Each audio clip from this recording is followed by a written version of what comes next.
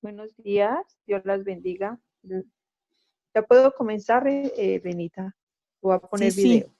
sí, sí, Alejandra, hoy el video que está no lo quería repetir, por eso que hasta el final va a haber una cápsula acerca de la iglesia de Esmirna. Bueno. Hoy vamos a hablar de dos iglesias.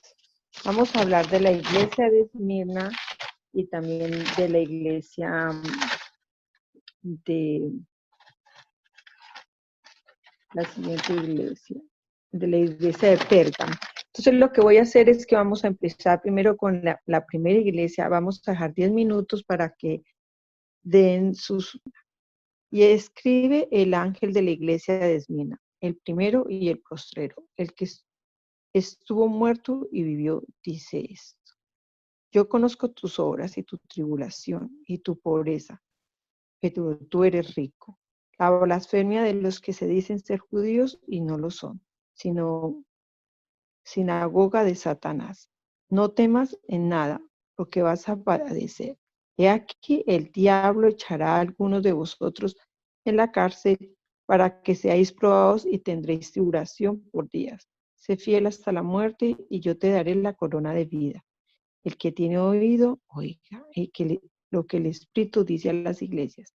Y el que venciere no sufrirá daño de la segunda parte, de la segunda muerte. Vamos a comenzar. El Señor, eh, antes de todo, quiero darles una pequeña historia de lo que era la ciudad de Esmirna y dónde estaba ubicada. Estaba ubicada en Asia Menor y era un puerto y una ciudad muy, muy importante comercial. Y era la ciudad que era la ruta directa entre India y Persia. Y esta ubicación era tan importante porque era económicamente muy, muy, muy rica, era muy concurrida, pero había una diferencia en que la iglesia sí era pobre materialmente hablando. Cuando él les comenzamos, dice, escribe a la iglesia de Esmirna. ¿Quién escribe a la iglesia de Esmirna? Dice, el primero y el postrero y el que estuvo muerto y vivo, dice esto. Ahí vamos a ver dos citas. En Isaías 44:6 dice, yo soy el primero, yo soy el postrero y fuera de mí no hay Dios. En Isaías 48:12 dice, oye Jacob y tú Israel, a quien llamé. Yo mismo, yo el primero, yo también el postrero. O sea que en el Antiguo Testamento, él también se decía que era el primero y el postrero, el que estuvo directo en esto. Entonces, ahí estamos confirmados en Isaías. ¿Quién era el que dice yo soy? Dice, yo conozco tus obras. Siempre nos va a hacer resaltar esta frase, que él conoce las obras. También le dice, yo conozco tu tribulación. Y la iglesia de Esmirna era una iglesia muy perseguida, pero ellos fueron fieles al Señor. Y dice, conozco tu pobreza, pero tú eres rico. Sí, porque ellos económicamente estaban pobres, no tenía la iglesia de Cristo, no tenía económicamente mucho dinero, pero ellos eran ricos, ellos tenían mucho gozo y no tenían mucho que poseer económicamente, pero de todas maneras tenían una riqueza espiritual muy grande. Dice, sinagoga de Satanás. En esta época, todos los ciudadanos de esa ciudad, de esa parte, de esa ubicación, excepto los judíos, tenían una obligación de reconocer públicamente que el César era el Señor, a él lo tenían que alabar. Y algo a lo que los verdaderos cristianos de esa época se negaron, porque ellos solo siempre reconocieron que el Señor era nuestro Señor Jesucristo, Él era el que ellos alababan. Y por eso ellos tuvieron que sufrir unas muy, muy terribles persecuciones. En el 2:10 10 dice, no temas en nada lo que vayas a padecer. He aquí, el diablo echará a alguno de vosotros en la cárcel para que seáis probados y tendréis tribulaciones por 10 días. Sé fiel hasta la muerte y yo te daré la corona de vida. Cuando el Señor dice no temas a nada de lo que vas a padecer, ahí vemos que el Señor no los va a condenar por nada, porque al contrario, Él está dando como un respaldo a su iglesia y Él sabe que el diablo va a echar a muchos de ellos a la cárcel, o sea, los va a torturar, los va a perseguir. Es que para ser probados. Pero esta era una iglesia que expandía el evangelio, que lo propagaba por todas partes, y a pesar de que ellos sabían que iban a tener tribulaciones, mm, ahí hay una fecha exacta, ahí dice un tiempo, que por 10 días, pero esos 10 días muchas veces sabemos que un día puede ser un año en la Biblia, entonces podría ser por 10 años, y en algún periodo de la Biblia durante todas estas 2000 años, se ha sabido que la iglesia fue perseguida como por 10 años seguidos y muertos todos. Y en ese tiempo también ellos fueron muy perseguidos, sufrieron tribulaciones por muchas décadas, mucho tiempo, pero ellos eran fieles hasta la muerte.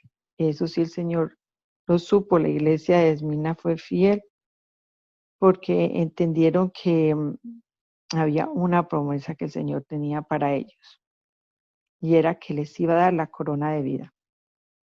Dice, no temas porque te daré la corona de la vida. Y esa corona de vida es la misma vida eterna. Es el regalo que Él tenía o tiene para nosotros los creyentes. Ahora también vemos que hay mucha gente que es perseguida y que es buscada por gracias a Dios, nosotros aquí en esta parte no nos ocurre, pero hay mucha gente que muere por seguir el cristianismo, por profesar el evangelio. Cuando él se refiere a que el corona de vida es porque en esa época, en esa área, habían los Juegos Olímpicos y daban como premio, daban una corona de flores a los que ganaran. Pero él da la corona de vida para los primeros que lleguen, y esa es como literalmente como un regalo que Él nos va a dar. Pero también hay que reconocer que primero Él tuvo una corona, pero una corona de espinas. Dice, el que venciere no sufrirá daño de la segunda muerte. Eso lo encontramos en 2:11, ya para despedirse, dice, el que tiene oído, oiga lo que el Espíritu dice a las iglesias. Y el que vence no sufrirá daño de la segunda muerte. Él siempre va a terminar diciendo que el que tenga oído, que oiga. Ya sabemos que esa es una frase que va a distinguir siempre a todas estas iglesias. Y en este versículo cabe resaltar que hace que el que venciere no sufrirá daño de la segunda muerte. Porque el Señor nos asegura que nosotros los que creemos en Cristo no tendremos esa segunda muerte. Recordemos que la Biblia nos habla de dos muertes, de la muerte física, que es aquí en la tierra, y la muerte eterna, que es la segunda, que es la separación eterna de Dios. Y es ese tormento y ese sufrimiento al que vamos a estar condenados en el infierno, nosotros no, a los que no creen en el Señor, a los que no han aceptado al Señor y a los que no siguen al Señor. Pero a nosotros nos garantiza que si venceremos, no sufriremos daño de la segunda muerte.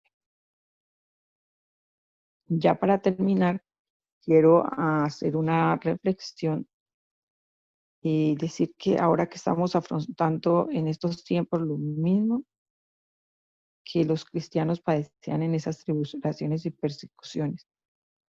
Y era que ahora nosotros tenemos muchas otras cosas importantes en las que pensamos y somos atacados por el Satanás, por el enemigo en otras circunstancias. Y de verdad que este es un tiempo perfecto para que podamos reflexionar sobre en qué estamos nosotros en la actualidad, pareciéndonos a esta iglesia de Esmirna. Entonces, vamos a tener 10 minutos hasta las 5:30 para que hagamos comentarios y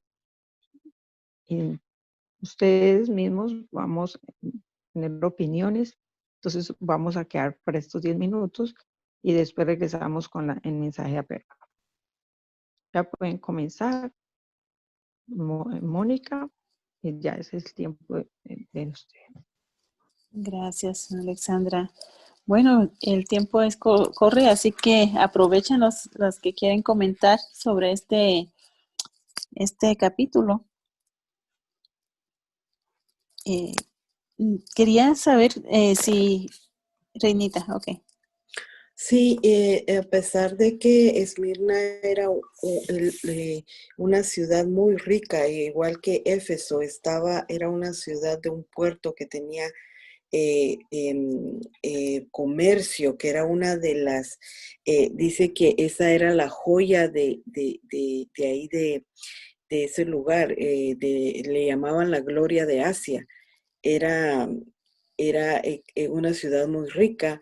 Los cristianos de ahí eran pobres porque, así como estaba explicando Alejandra, el emperador Domiciano fue el primero que pidió que se le alabara como Señor, y después se quedó como mandato que siempre se le adorara al César.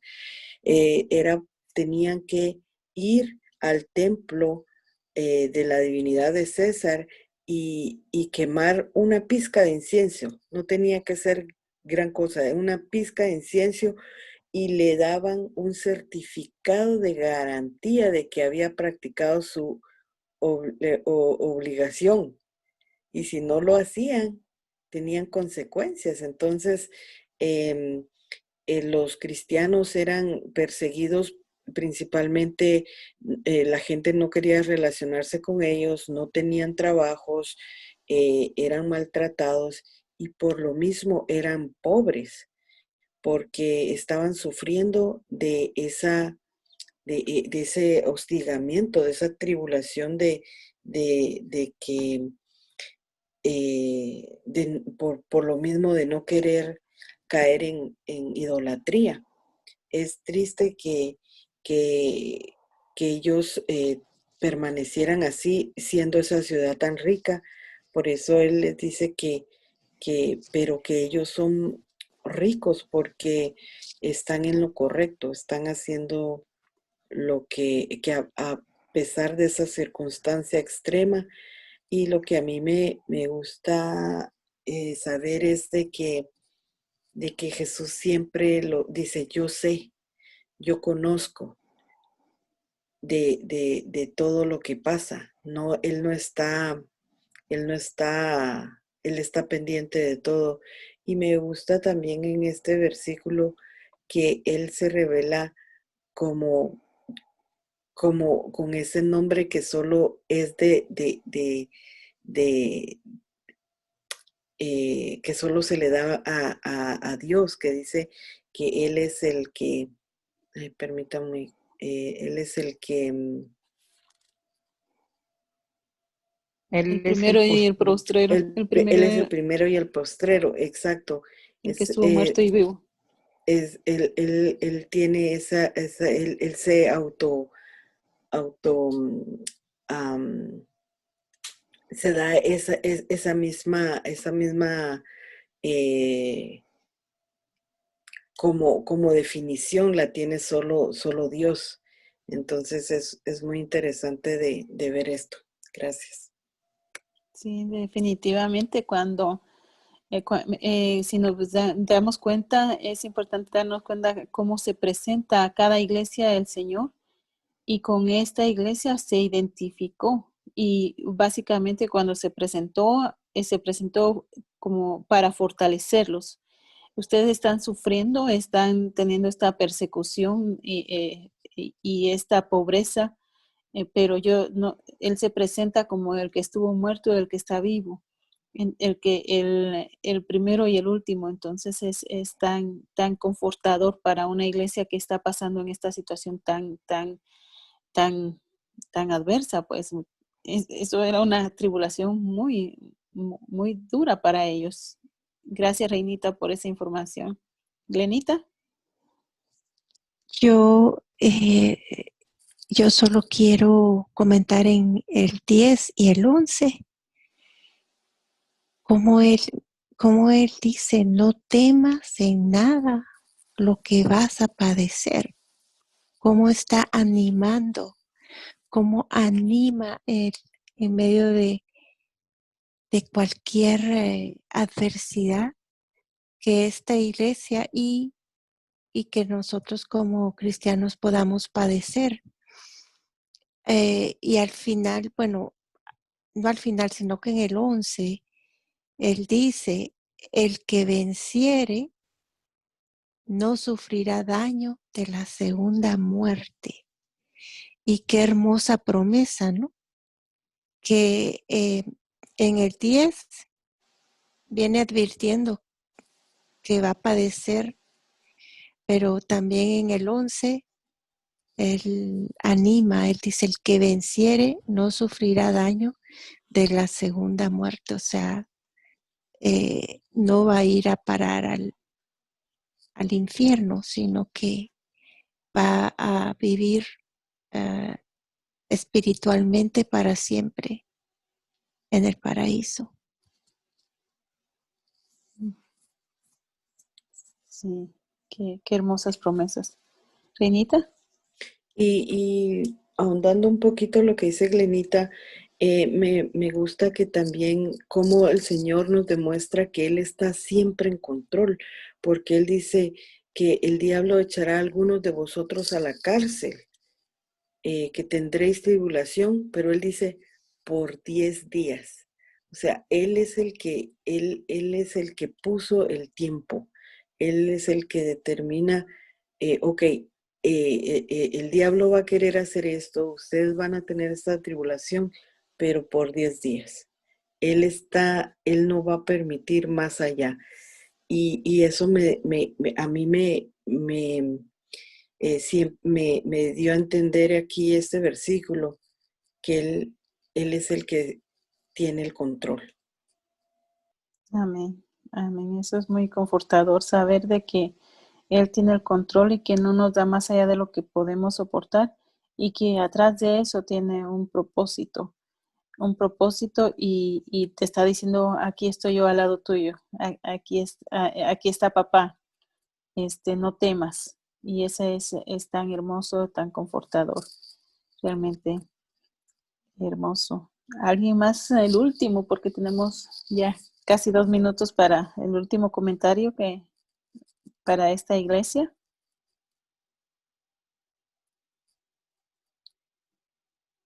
Bueno, Alexandra, entonces continúa para entonces aprovechar la próxima iglesia.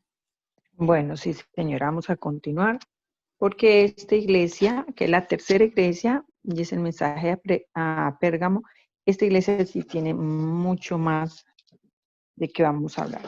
Vamos a comenzar por decir que Pérgamo era la capital de la provincia romana de Asia, y era también una ciudad muy importante administrativamente hablando.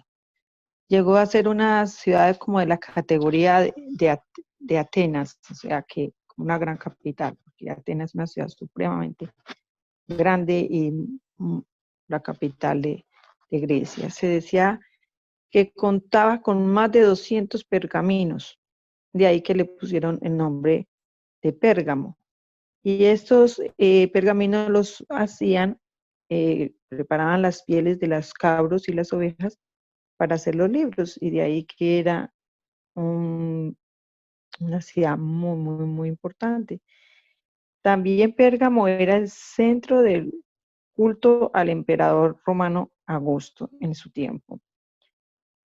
También podemos decir de esta ciudad que se encontraba, que era el templo, había un templo que habían consagrado para curativo, que se llamaba Asclepio, dios de la medicina. Hicieron un templo, adoraban un dios que se llamaba Asclepio, y ahí como símbolo tenían una serpiente, que es la misma que usan ahorita en la actualidad en la medicina.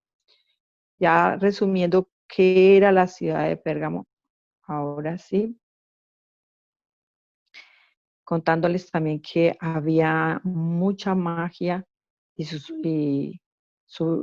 supersticiones con respecto a que ellos curaban, y como decir rezanderos en este tiempo, o curanderos de esos que va la gente a hacerse como lavados de hierbas y todo eso. Eso se usaba mucho en esa ciudad en ese tiempo.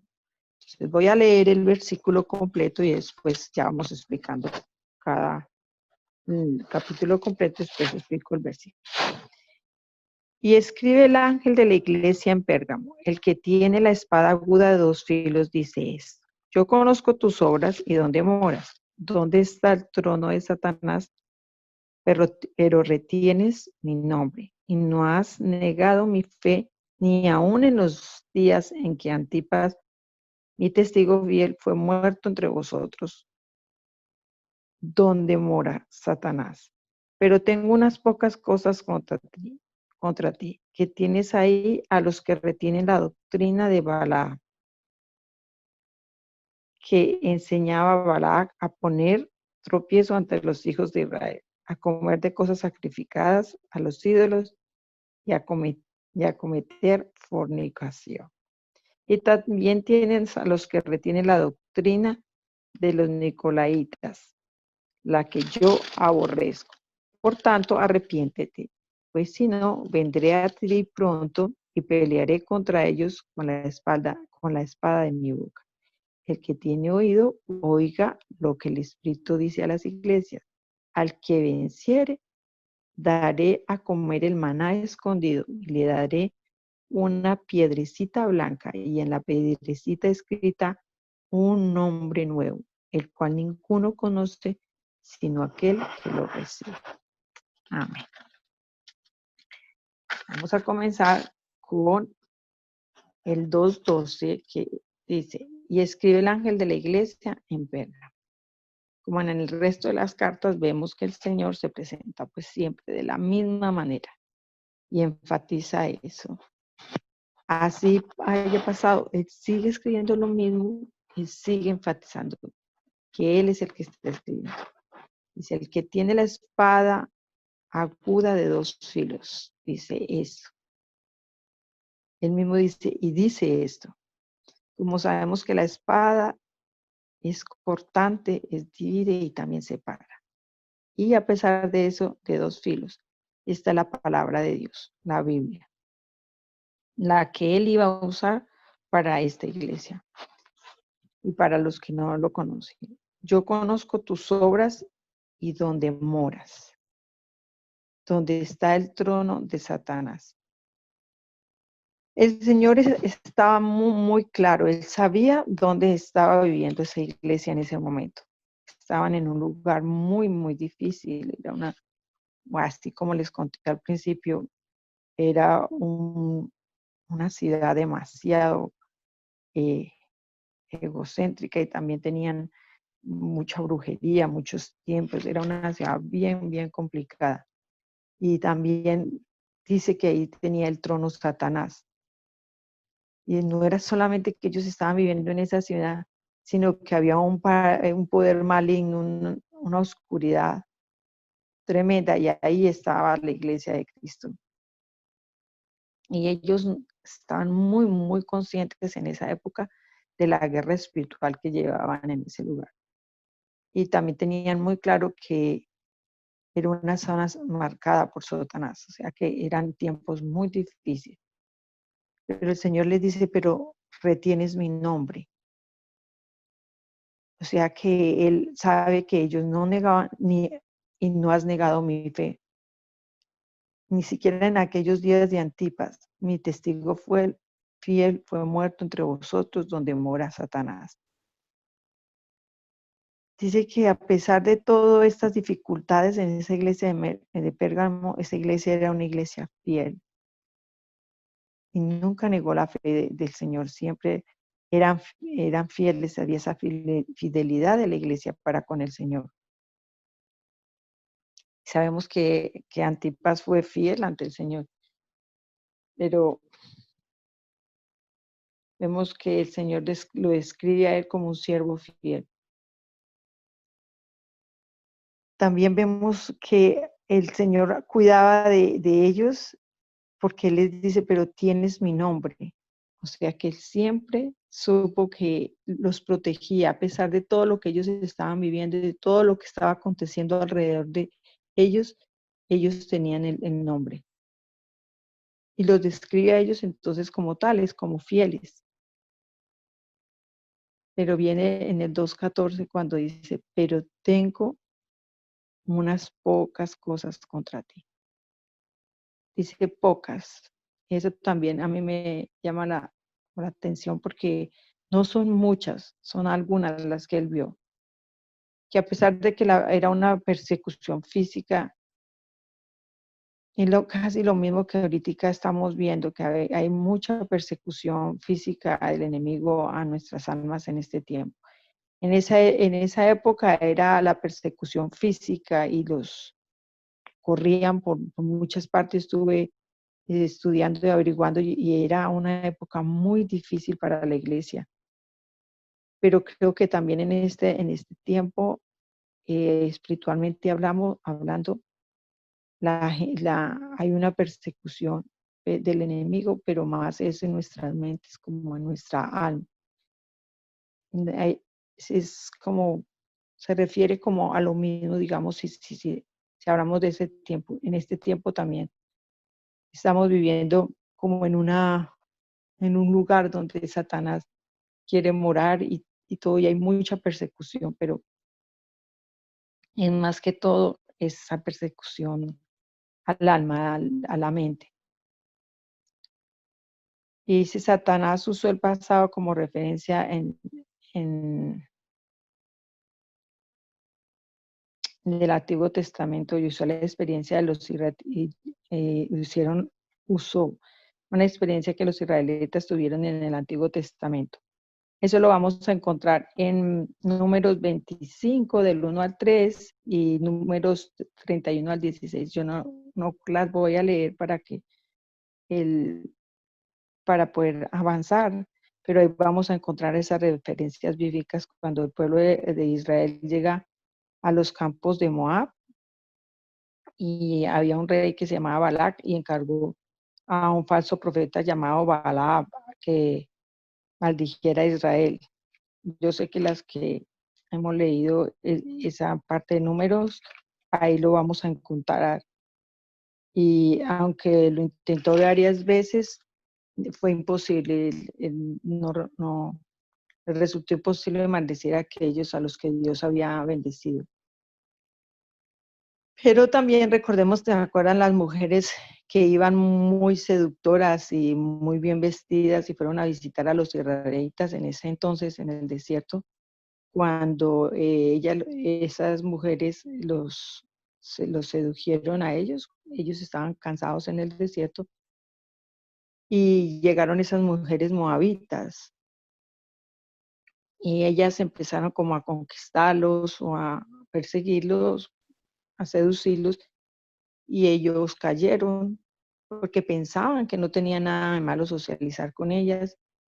Y como igual ellos pensaban que estaban de paso por ahí y que las muchachas estaban hermosas y eran muchachas muy bonitas, pues ellas los convencieron y ellos empezaron a disfrutar de fiestas con ella y comiendo comieron los sacrificios de los ídolos que ellas finalmente les llevaron y también tenían relaciones sexuales con ellas. Eso todo lo encontramos en Números 25 y ahí encontramos la historia.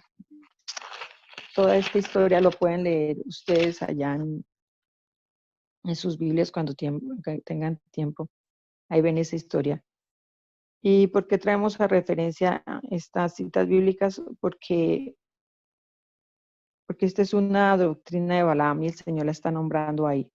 Había logrado introducirse entre esa misma doctrina en ese tiempo, se logró introducir en la iglesia de Pérgamo y habían comenzado a comer cosas sacrificadas a los ídolos y a cometer fornicación, iban a fiestas paganas, también tenían inmoralidad sexual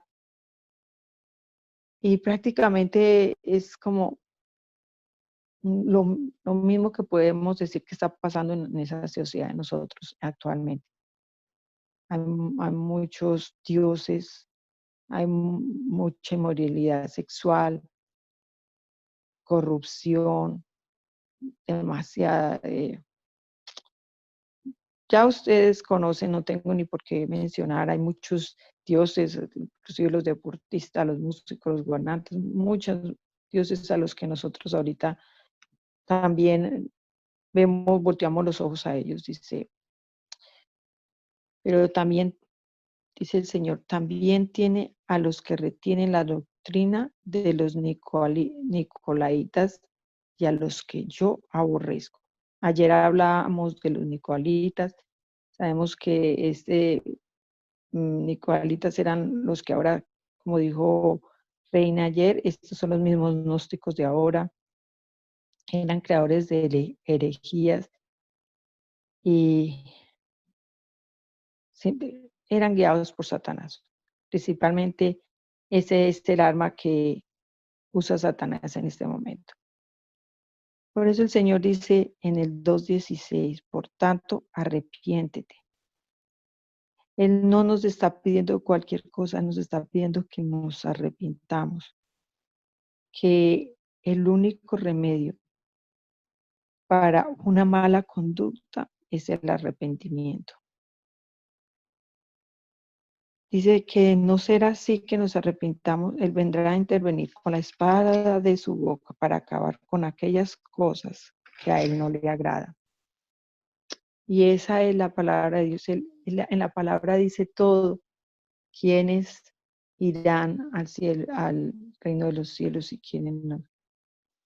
También es reconociendo que el Señor Jesucristo nos ha cambiado y que Él siempre sigue continuamente cambiándonos con esa espada de dos filos, que es la palabra de Dios, que nos va, con la ayuda del Espíritu Santo, es el que nos va a ayudar a cortar cualquier pensamiento pecaminoso.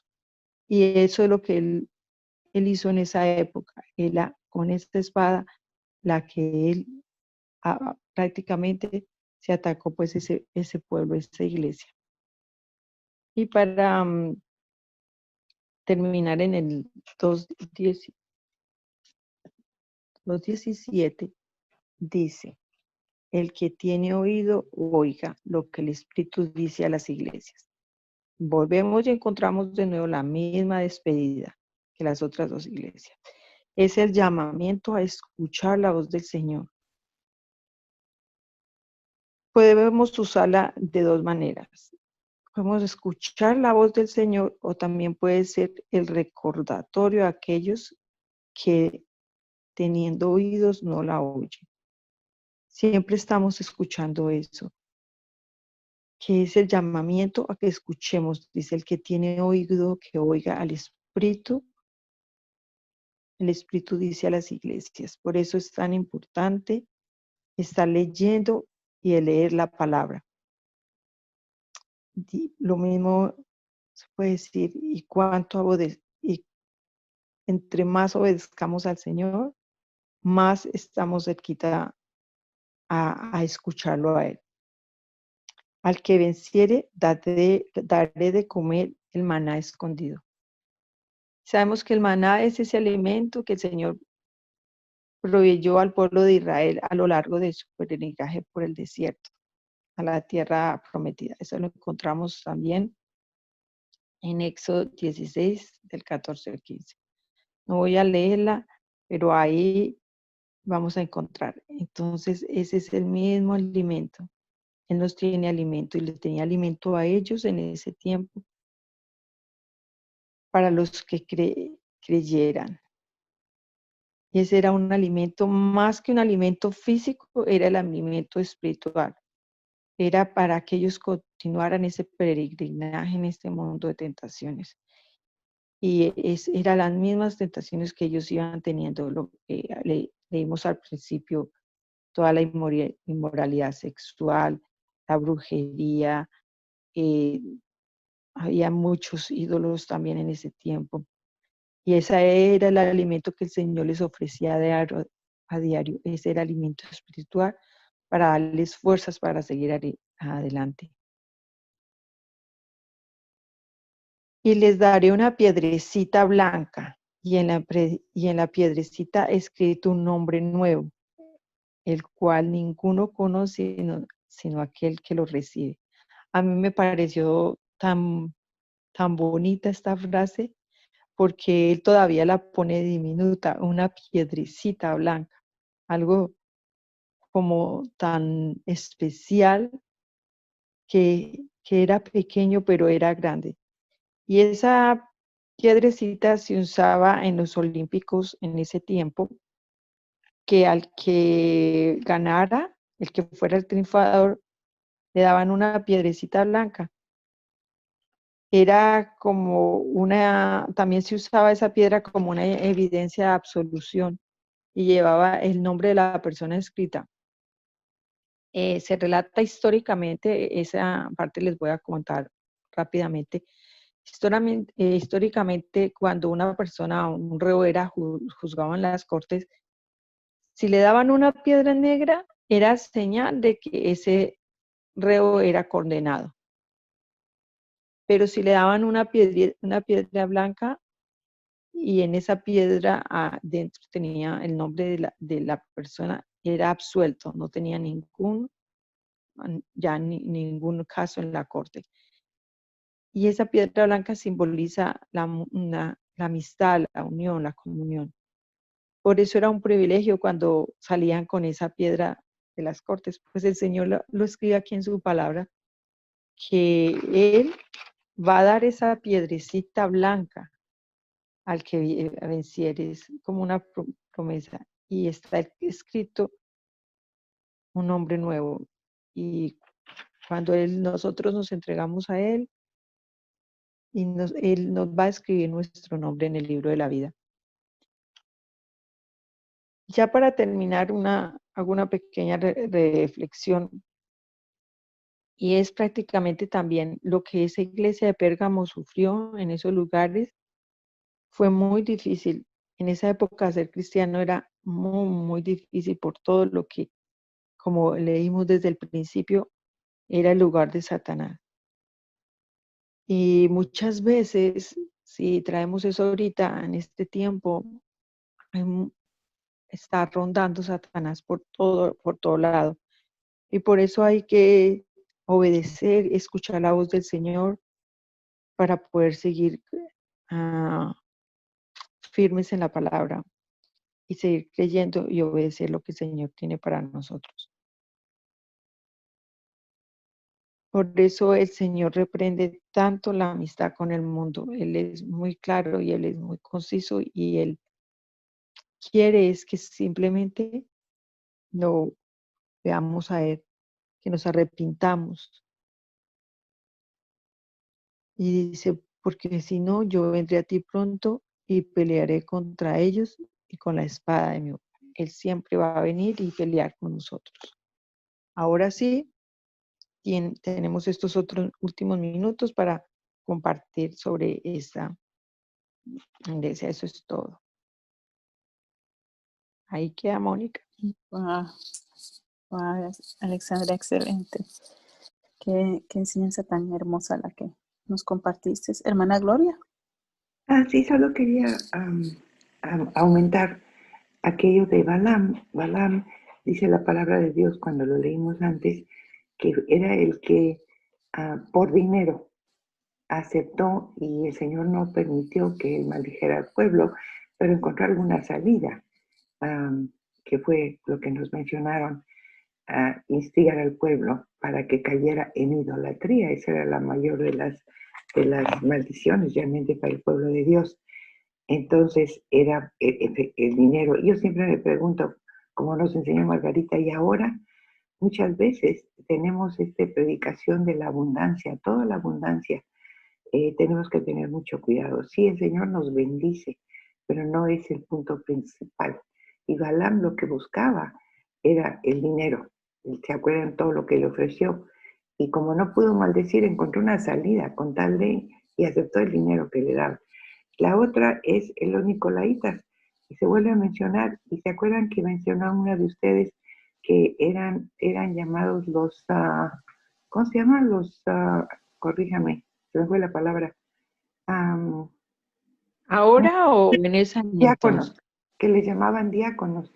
Ajá, bueno, en ese tiempo, más o menos del año 100 al 300, empezó la iglesia a hacerse administrativa. Y me acordé de, ¿cómo se llamaba? ¿Cómo se llamaba? Déjenme acordarme.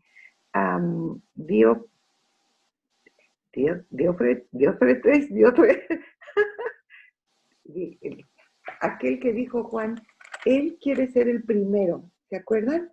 Que Juan dice en la tercera carta, Diótrefes, que él quería ser el primero, Entonces empieza a discos y empieza a ver esto y empieza a ver lo otro. Algunos se esforzaban por ser apóstoles, aunque decían, no, el apóstol es el que anda y vio a Cristo. Entonces, bueno, pero yo soy obispo. Y sí, necesitaban la organización de la iglesia, pero esta organización entonces y ahora, para muchos es más importante el ser líder, por el hecho de ser líder, luchar quién soy en la iglesia para tener cierto poder dentro de todo, y aparte de las doctrinas estas falsas que ellos hablaban de una gracia que les permitía hacer cosas, y eso nos habló Pablo, que les permitía libertinaje en vez de libertad y luchar por un lugar preponderante en la iglesia, sin servir realmente. Su propósito era tener un lugar preponderante. Y si vemos en este tiempo, la iglesia empieza ya a formarse como una administración, era necesario porque empiezan a crecer. Y entonces empieza a entrar el hombre y la doctrina del hombre. Y qué hermoso que nos llama ahora. Ahora me llama, ¿sí? Tengo oídos y no oigo, ¿sí?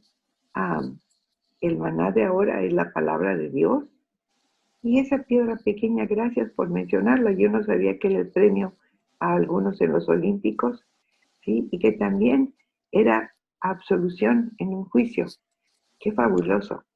Eso es algo en lo que podemos confiar y podemos esperar en el Señor Jesús solamente, por fe en su gracia salvadora y redentora. Amén. Somos libres y nuevos. Gloria a Dios. Reinita. Sí, solo para ahondar acerca de los nicolaitas que dijo Madre, es impresionante que Nicao y Laos literalmente significa el conquistar al pueblo. Y el título de Nicolaitas tiene la idea de una autoridad orgullosa y de una separación jerárquica, que era lo que comentaba Madre, solamente. Interesante. Interesante. Sí, no sé si se recuerdan las que estaban despiertas cuando hablamos sobre el libro de Judas, que fueron solamente advertencias y muy, muy fuertes las advertencias. Y una de las advertencias fue precisamente la doctrina de Balaam. Y este Balaam causó la muerte de 24,000 israelitas. Y eso por amor al dinero, realmente fue uno de los pecados más grandes, que deliberadamente él fue una trampa que él puso siendo profeta de Dios, y Dios haberle hablado inclusive usó a un burro que le hablara. Literalmente le habló y aún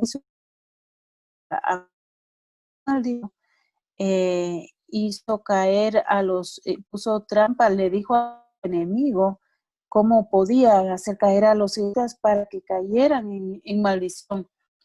Y mandó a todas estas chicas, como dice Alexandra, a hacer caer a los israelitas con uno de los pecados más grandes, que es la idolatría y la fornicación.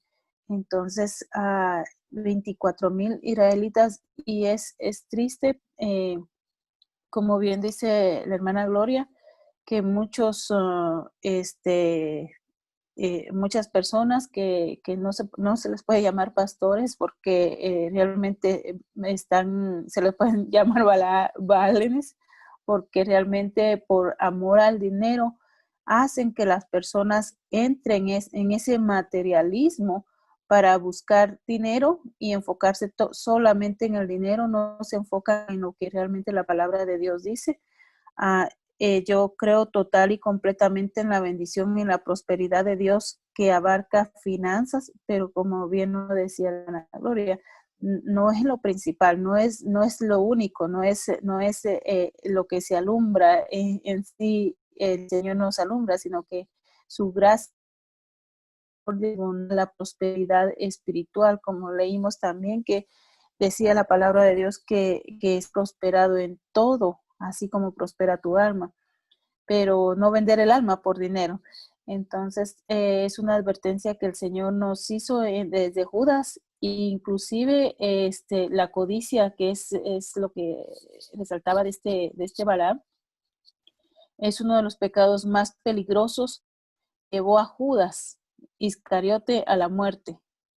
Y porque por 30 monedas de plata vendió a Jesucristo, traicionó a Jesucristo. Entonces esto lo llevó a la muerte a Judas realmente. Así que son cosas que espero que lo lean.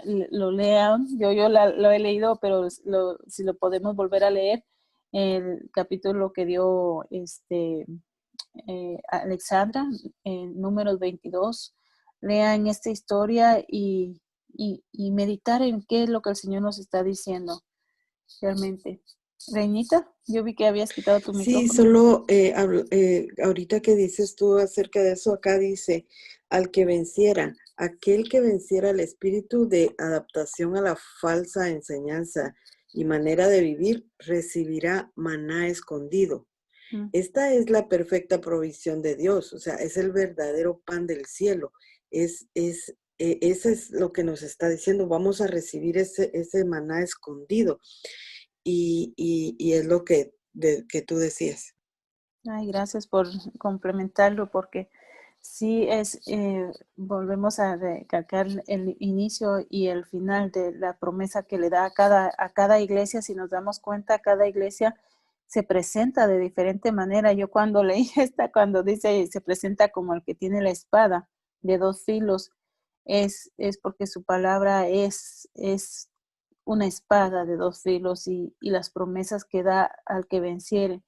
Qué hermoso y hermoso mensaje el que recibimos en esto. Tenemos que tener mucho cuidado en cuanto a nuestra vida espiritual. Hemos mencionado en esta línea de que muchas veces recibimos mensajes solamente desde un púlpito, y desde un púlpito realmente lo que recibimos solamente son versículos de capítulos y que se acoplan a ciertos temas, pero nuestra responsabilidad es qué hay en cada contexto de cada texto, para que no ser usado como un pretexto para acoplarlo a algo que queremos compartir. Así que la palabra de Dios es pura, es uno cuando lee los capítulos, como lo estamos leyendo, como lo hacemos en esta línea, por gracia y misericordia de Dios, podemos ver la palabra textualmente, y la podemos leer, y Dios nos bendice con con todo con todos los comentarios y todo de que cada quien hace, realmente enriquece el conocimiento y el entendimiento.